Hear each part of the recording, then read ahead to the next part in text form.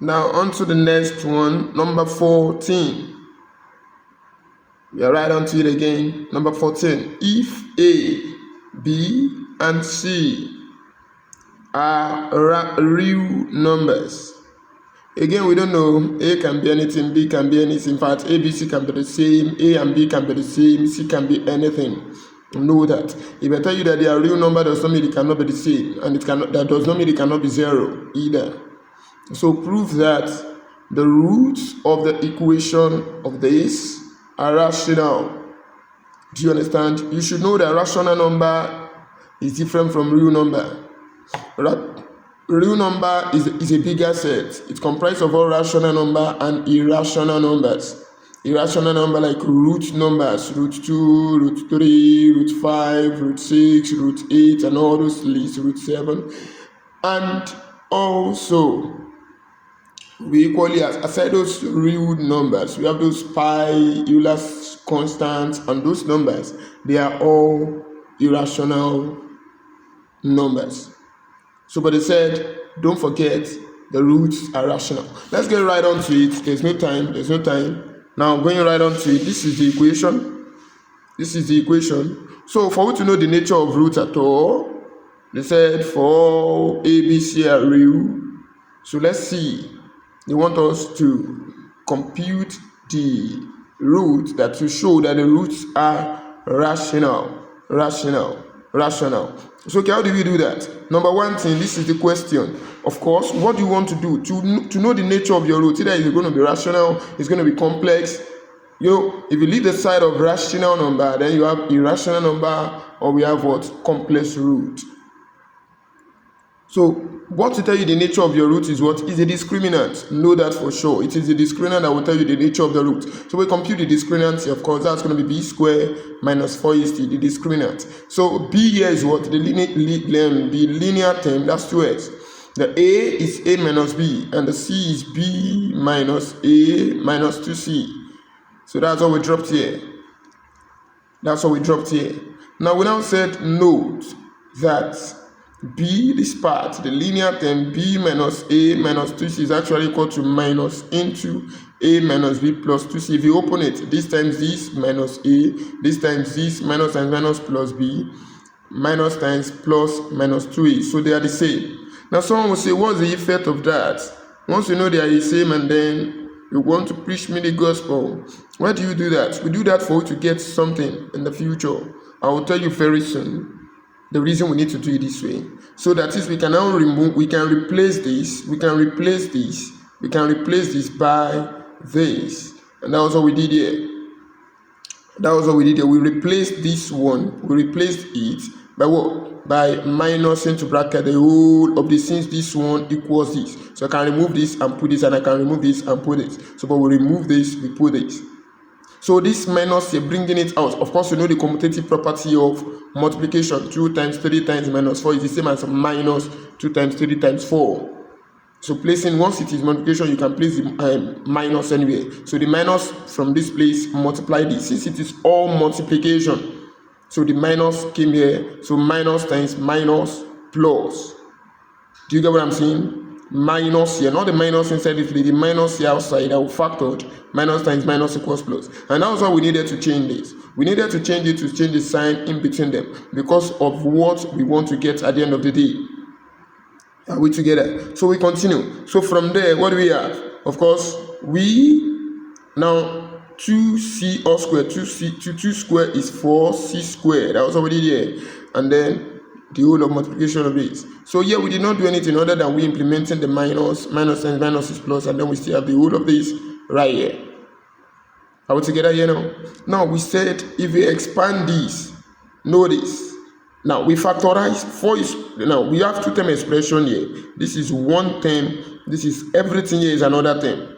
So we factored what is common to both sides, which is 4, and then we are left with what? C squared plus a minus b, and then a minus b plus 2c, please, plus 2c.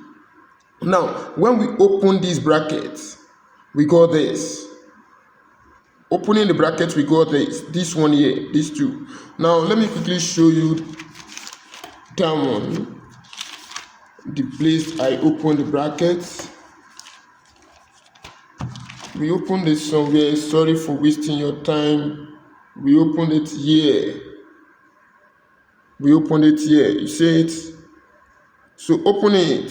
So a times a square, a times minus b minus ab, a times plus 2c, that's what, plus 2ac. Then minus b times a minus ab, minus b times minus b plus b square, minus b times plus 2c, that's what, minus 2bc. So that's going to be what we brought. So not bringing that much. So all the I want to get it now. So minus AB, that will be a square minus AB, that's minus 2AB. Are you there? Minus AB minus 2AB. And then we have the positive 2AC, and then the negative 2BC, and then the positive BC square. We just reordered it. So the one with 2s, we brought it together, and then with the B square.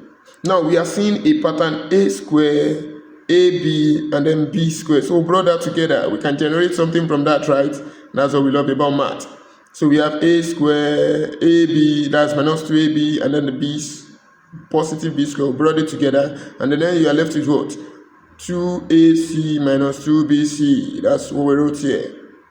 Now this one is a perfect quadratic equation. That's a minus b all squared. If you factorize it, that will be a minus b all squared. I factorize this, and then factorizing these two, 2c is common, 2c is common, 2c is common. So from the 2c you are left with what? A here, and then minus b here. So that's how we got what we did here.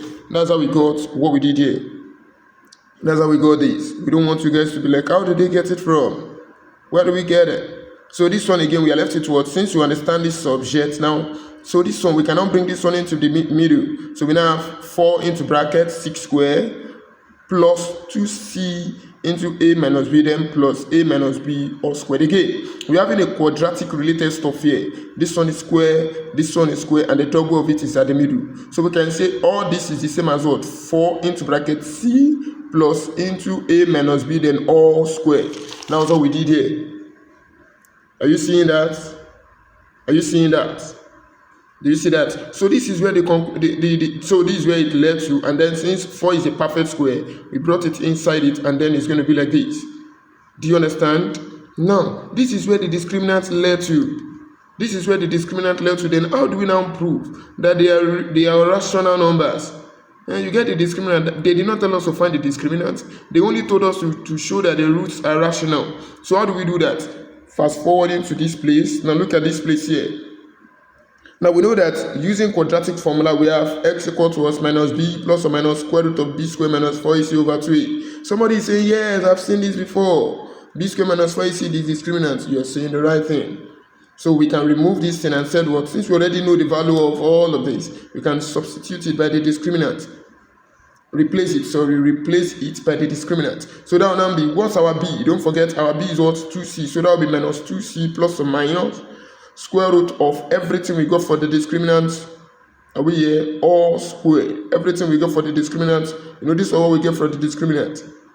Everything all squared. That was what we get for the discriminant. And then all over 2 into bracket. Our a is what? A minus b.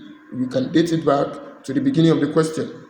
So this square, we cancel the square root. So what do you have there? Minus 2c plus or minus 2 into bracket, another bracket, a minus b plus c all over 2 into a minus b. Now 2 is common to both the top, the two terms at the top and the bottom. So we factor the 2. So factoring the 2, we are left with what? Minus c at this term plus or minus everything here. That's what we did. All over 2 into b. So 2 divide this. So after that, what do we have? We come back to these realities. 2 divided each other. So here we have what?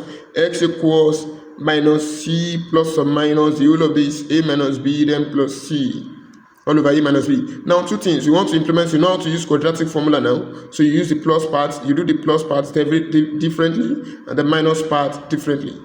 Are we together? So doing the positive part, you know, plus times anything in the bracket is still itself. Plus does not affect anything. It does not change the sign. It just leaves you the way you are. So that was what we have there. So we have minus c plus all of this plus this one too, because plus times all of this is still itself, and plus times plus t is still plus c. So minus c plus c is what? That's of 0. So we left it a minus b over a minus b. A minus b divided a minus b x equal to 1, which is a rational number. That's one of the roots. One of the roots. One of the roots. One of the roots. It is a rational number. And then the second part, using the minus. So that will be minus times the whole of this. Minus times the whole of it. That's minus into a minus b, and then minus times plus minus c. That's how we go here. And then you now say you can open the bracket, yes, minus times a minus times minus b plus b, and then there's a minus c. So we brought the positive before the negative. That would be b minus a minus 2c minus c minus c minus 2c all over a minus b. Now with this reality, the second root, are we here? With this second root, so we can now conclude that now our roots are what? These are the two things we get for our root. Are we here? So we have if a equal this is what we have here. If a is not equal to b, if a is not equal to b, the roots are this and this. If a is not equal to b, and that was what we got here. We got the first root to be 1, the second root to be this. That's if a is not equal to b, we can maintain the root to be what they get, and they are rational numbers, so don't worry.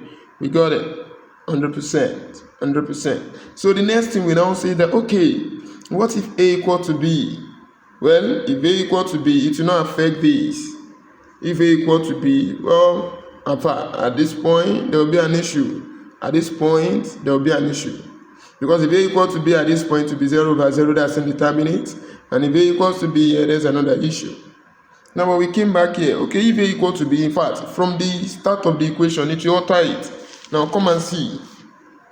This is the equation. If a equal to b, it will chop off the quadratic term. So that must not happen. Because should it happen, it will lose the definition of quadratic stuff. Because the quadratic term, for you to have a quadratic equation, the leading term must have, the variable term must have power 2. So but if you now say equal to b, we lose the power 2. So it cannot happen. But if it happens, and then we substituted a equal to b, you know, if a equal to b, this part here, if a equal to b, just assume this one to, if a equal to b, now this will be b minus b, that's 0, a squared, this is off. Do you understand? And then that's how we go, what we did here. If a equal to b, this is what we're going to have. If a equal to b, so we have 2c a squared as the first part is off, and then plus this one self will be off. A equal to b, just imagine this to be b minus b, that will be 0. So we are just substituting using the effect of a equal to b, this will be 0, and then we are left with 2c equal to 0. And again, we now get what? We are left with plus times minus 2c, that will be minus 2c. So we have 2cs equals minus 2c equal to 0. So take this one to this side, divide both sides by minus 2c, s is still 1. So even if a equal to b, we are still getting this. And someone is saying, you notice that about the first question number 13, about the second question number 14, why is it like that? It's because that linear part is a fraction of the whole. That's why we are getting the same thing, although it can never happen that way because it will lose its definition. So, but because they did, why do we now need to do it? We need to do it because they did not give us the order. They did not tell us. They just said where A, B, C are real. So they never told us that A, B, C are real, but A can never be equal to B. A, B, C are real, but this condition. So because they did not give us that condition, and then we need to check. Now someone will say, why don't we say if A, B, C are the same? It's because we only care about the quadratic part. You know, it's the quadratic part that makes it. It's the quadratic term that A minus B with all times x squared is the part that makes us give it the definition quadratic equation. So it is because of that part. That part is the only thing we should care about. Every other part can be off, but that part can never be off. That's how we check that part. And then for you to tell you that that situation shouldn't happen. So that's why we care about that part alone. So we've been able to solve the question. We've been able to show that for all real values of A, B, C, we have rational values. And that's what this is. The x equal to 1 is a rational number, and this one is a rational number, which are the roots of the equation given.